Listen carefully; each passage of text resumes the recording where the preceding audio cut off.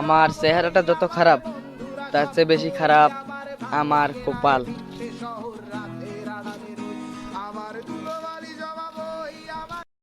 একটা জিনিস কি জানো, আমরা যাকে পাবো না তাকেই বেশি ভালোবেসে থাকি, তাই না?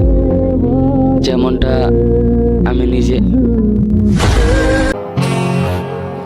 কখনো ভাবছিলা আমার মতো ভালো মানুষ যে তোমার করে পাবা?